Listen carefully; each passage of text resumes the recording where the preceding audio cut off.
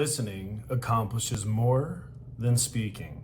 Today on Fortitude Through Stoicism, and this is my 365-day journey of implementing the ancient philosophy of Stoicism into the life of this modern masculine man. The quote today by Diogenes. Diogenes. To the youngster talking nonsense, Zeno said, the reason why we have 2 ears and only 1 mouth is so that we might listen more than we speak.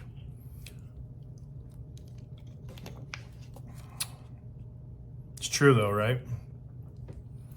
2 eyes, 2 ears, 1 mouth. I will tell you this. 45 years old with a lifetime of reflection. Sometimes the best words are those never spoken. True story. So, in the Daily Stoic, Ryan Holiday continues, why do the wise have so few problems compared to the rest of us? There are a few simple reasons. Number 1,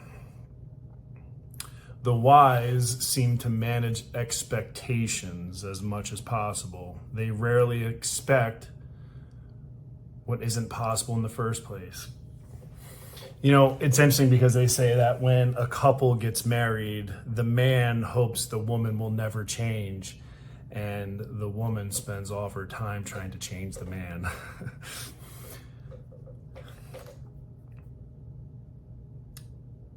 The frustration that people get is because they want something that isn't within their control, right? So for me, for coaching, for example, one of my biggest frustrations is I want it more than my clients want it.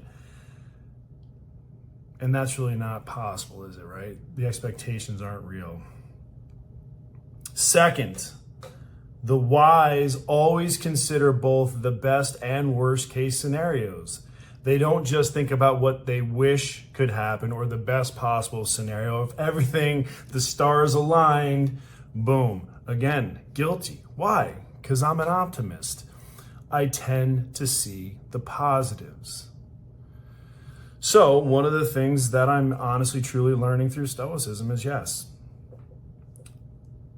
here are the positives. What's the worst that can happen? Okay, I understand this is the worst that can happen. So if I can accept the worst, then I can accept everything other than that.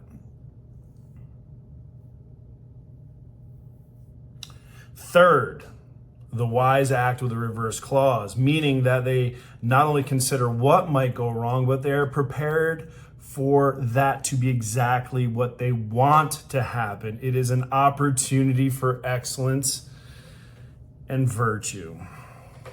Boy, let's think about that again, right?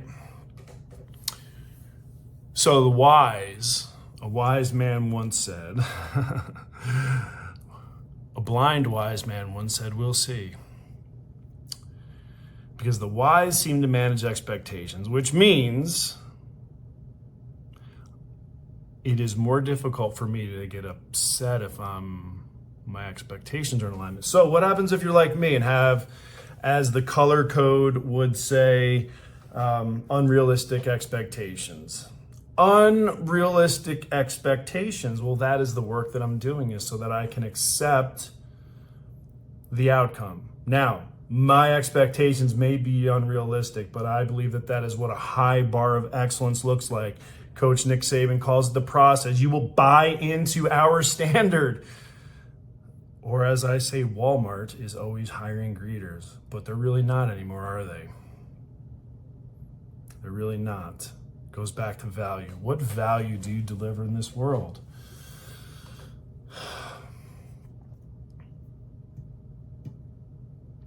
A lot of people visualize the worst case scenario and it prevents them from acting.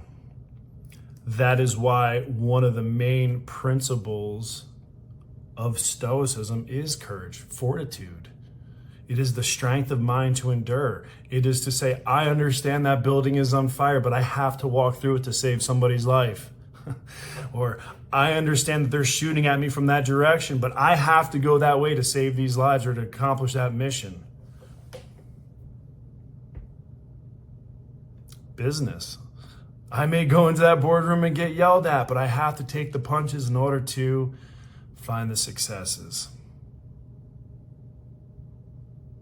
And yes, you may put all of your effort into it, and it may not work out the way you want it to.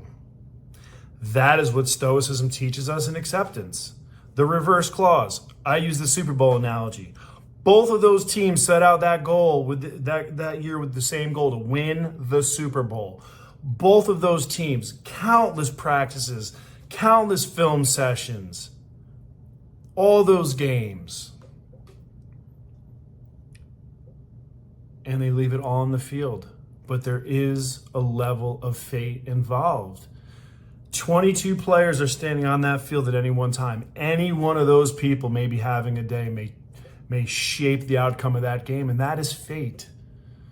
So while you have the same goal, the same opportunity, you put in the work, you left it all on the field, you may lose.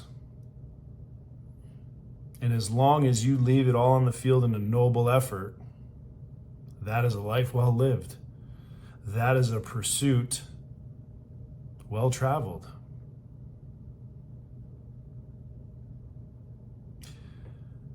There are no Stoics, there are only students of Stoicism.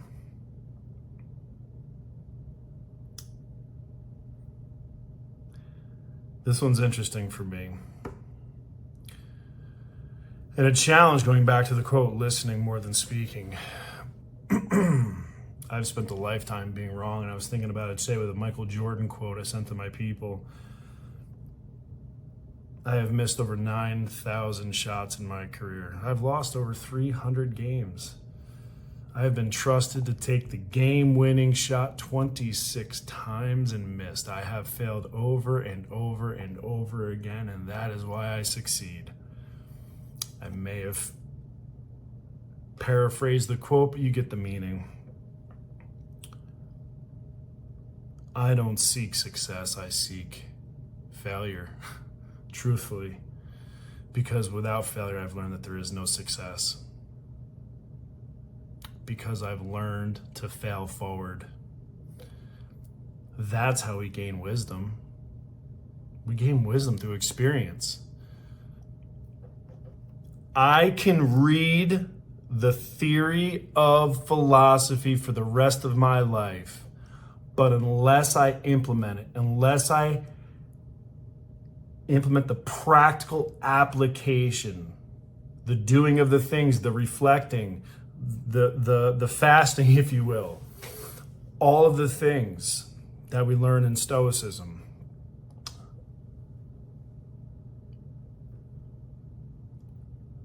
which leads me to my ultimate goal, which is acceptance. People say, I want you to be happy. It's not my goal. It's never been my goal. Peace and serenity by living my life in accordance with nature, meaning being my authentic self, living with integrity, focusing my energy on the things that I can control, and putting those beautiful boundaries up for the things that I can't control. External events and opinions. Thank you. Not my kink. And on that,